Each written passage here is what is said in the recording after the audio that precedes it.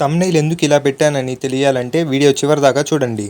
Hello guys, ఫ్రెండ్స్తో కలిసి one day trip వెళ్దాం అనుకుంటున్నారా? కానీ ఎక్కడికి వెళ్ళాలో తెలియక కన్ఫ్యూజ్ అవుతున్నారా? అయితే ఈ వీడియో మీకోసమే. వెళ్ళాలంటే జస్ట్ మీ దగ్గర 500 ఉంటే చాలు. ఈ ట్రిప్ మరెక్కడికో కాదు, మన చెన్నై మెరీనా బీచ్. జస్ట్ 140 రూపీస్లోనే మీరు చెన్నైకి వెళ్ళడం రావడం రెండు జరిగిపోతాయి. అలాగే train timings, train cost, train ఏ ప్లాట్ఫామ్లో ఎక్కాలా అనే ఇన్ఫర్మేషన్ కోసం వేర్ ఈస్ మై ట్రైన్ అనే యాప్ని యూస్ చేసుకోవడం వల్ల మనకి చాలా హెల్ప్ఫుల్గా ఉంటుంది. ఇక ఫుడ్ విషయానికి వస్తే నేను మాత్రం ఇంట్లో ప్రిపేర్ చేసుకున్న ఫుడ్నే తీసుకుని వెళ్ళాను. మీరు కూడా హోమ్ ఫుడ్నే తీసుకుని వెళ్తే ఇంకా బడ్జెట్ 400 లోపునే కంప్లీట్ అవుతుంది. చిన్న గమనిక, రైల్వే స్టేషన్ లో ఉన్నంత వరకు మీ టికెట్లను మీరు జాగ్రత్తగా పెట్టుకోండి. ఎందుకంటే టీసీ మిమ్మల్ని ఎప్పుడన్నా చెక్ చేయగలడు. కాబట్టి చెన్నై స్టేషన్ బయట వచ్చేదాకా కూడా టికెట్ ని జాగ్రత్తగా పెట్టుకోండి. ఇంకా సెంట్రల్ బయటకు వచ్చి రోడ్ క్రాస్ చేసుకుంటే రైట్ సైడ్ లోనే బస్ స్టాప్ ఉంటుంది. స్క్రీన్ మీద ఇచ్చిన నంబర్ బస్సులు మిమ్మల్ని బీచ్ కి తీసుకెళ్తాయి. లేదు, మీరు బస్ నెంబర్స్ బాగా కన్ఫ్యూజ్ అవుతున్నారంటే మెరీనా బీచ్ కి వెళ్లే వాళ్ళు చాలా మంది ఉంటారు. వాళ్ళ సహాయం తీసుకోవడం ద్వారా మీరు ఈజీగా వెళ్ళగలరు. లేదు, మేము బస్ కన్నా వాక్ నే ప్రిఫర్ చేస్తామంటే చెన్నై సెంట్రల్ నుంచి మెరీనా బీచ్ కి జస్ట్ 6 కిలోమీటర్స్ ఉంటుంది. మీరు బాగా వాక్ చేసే పర్సన్ అయితే ఇది చాలా సింపుల్. వాక్ చేసే పర్సన్ అయితే ఈ లెఫ్ట్ సైడ్ లో ఉన్న బ్రిడ్జ్ ని పట్టుకుని స్ట్రైట్ గా వెళ్ళాలి. ఈ బ్రిడ్జ్ త్రూ